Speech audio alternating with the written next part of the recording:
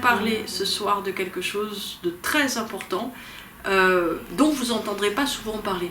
C'est la différence entre temps horizontal, temps vertical et lâcher prise. Oui, alors tout à fait, asseyez-vous, prenez des notes, on est dans un domaine très intellectuel. En fait, non, c'est pas très intellectuel, c'est très important.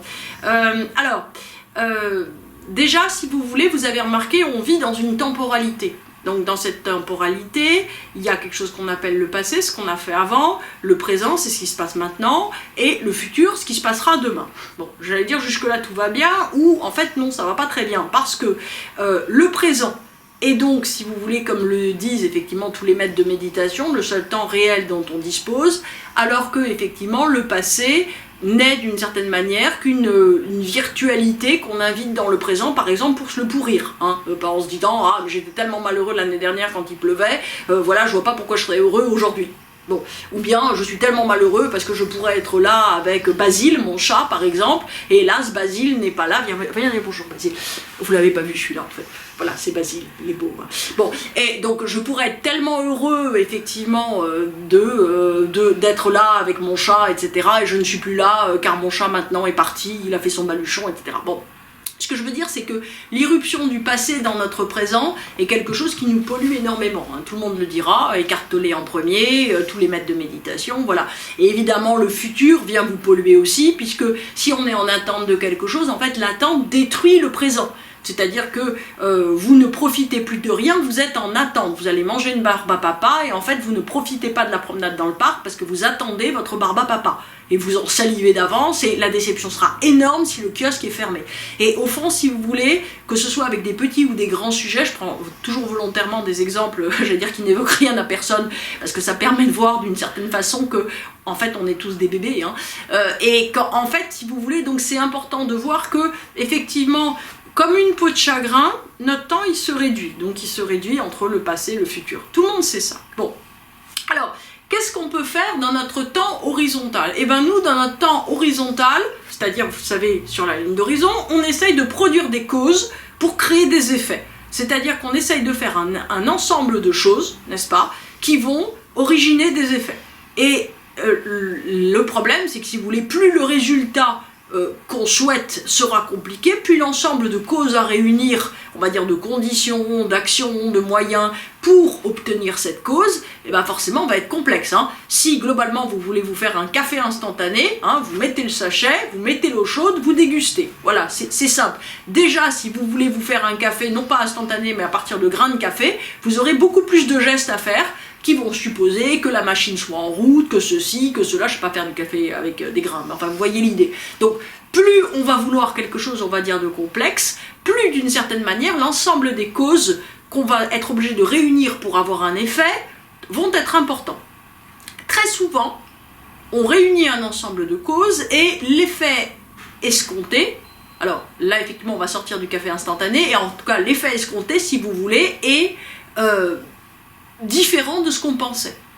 C'est-à-dire que par exemple, dès qu'on rentre dans la chaîne humaine, on se dit, bah voilà, je vais dire ça à Gaëtan, et puis s'il dit ça, je répondrai ça, et puis de toute façon, il va me reprocher ça, donc je lui dirai ça, et le lendemain, vous avez la discussion avec Gaëtan, et à la première phrase, vous savez que, en fait, vous avez mouliné toute la nuit, et que vous avez pensé à des tas de questions et de réponses qui n'ont rien à voir avec la situation réelle. Et au fond, si vous voulez, autant, effectivement, on peut maîtriser. Par exemple, si on fait un Lego, hein, on peut maîtriser la construction du Lego. Les causes sont très limitées, l'effet est très limité aussi. Hein. Si déjà vous êtes en interaction humaine, vous allez vous apercevoir que effectivement vos causes n'aboutissent pas à l'effet escompté. Hein. Et même vous dites quelque chose en pensant effectivement, comme on dit, faire un effet bœuf, et en fait ça fait un effet vide, il n'y a pas d'effet. Bon, en gros, si vous voulez, si vous avez un énorme projet à monter, un projet de vie, quelque chose de très très important, il ne va pas se passer ce que vous pensez. Des gens qui creusent un tunnel, sous, par exemple, Paris ou sous une ville, il y a toujours un moment où il y a une poche de gypse avec, malheureusement, 1 milliard d'hectolitres d'eau qui va se déverser sur le petit tunnel. Bon, il y a toujours, si vous voulez, en fait, l'ensemble des causes qui sont censées, d'une certaine manière, permettre ou protéger la production, c'est ça qui est très important, de l'effet plante. Donc, en fait, là intervient le temps vertical. Le temps vertical est la chose suivante. Vous faites un certain nombre de causes et il va arriver autre chose que ce que vous pensiez. C'est-à-dire que, en fait, si vous voulez, à un moment, on se retrouve dans une temporalité avec irruption. Alors, les spirituels vous diront irruption de la grâce. C'est-à-dire que tout à coup, vous faites des choses et là, il va se passer quelque chose qui va vous amener, entre guillemets, sur une autre dimension, sur autre chose.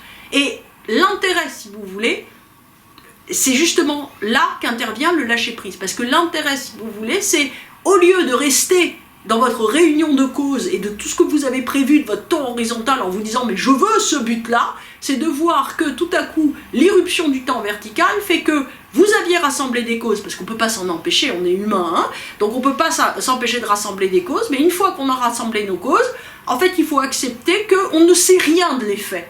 C'est-à-dire qu'en gros, on voit un peu ce que ça pourrait donner, mais ça ne donnera de toute façon pas du tout ce qu'on avait prévu, en réalité. Et plus on est dans le temps de la grâce, plus on est dans le temps vertical, plus d'une certaine façon, on se libère de la chaîne de cause à effet. Et quand on se libère de la chaîne de cause à effet, eh bien on rentre dans ce qu'on appelle le champ des possibles, hein, le champ quantique dont vous parle tout le monde. C'est-à-dire que tout à coup, si vous voulez, vous vous retrouvez, on va dire, complètement en phase, on peut dire avec l'univers, ou avec vous-même, ou avec votre ange gardien, ou avec Dieu si vous êtes chrétien, mais en tout cas, il faut comprendre que tout à coup vous rentrez dans une autre temporalité, que cette autre temporalité est en train de vous mener, non pas vers l'effet que vous vouliez, mais vers l'effet qui est bon pour vous. Et au fond, si vous voulez, il faut lâcher prise sur quoi? Sur notre conception de qu'est-ce que c'est qu'on attendait vraiment. Et au fond, si vous voulez, on entend beaucoup parler, vous voyez, aujourd'hui, dans les journaux, dans tout un tas de livres très bien intentionnés, sur le lâcher-prise. Le lâcher-prise, ça veut simplement dire une chose toute simple. Ça veut dire que, au fond, on va réunir un certain nombre de causes, et que ces causes n'aboutiront pas du tout à l'effet que nous avons attendu, mais qu'il sera, d'une certaine manière, bien meilleur. Bien meilleur à une seule condition. À la condition qu'on ne s'accroche pas à ce qu'on voulait avant, mais qu'on se dise que justement ça va déboucher vers quelque chose de complètement autre.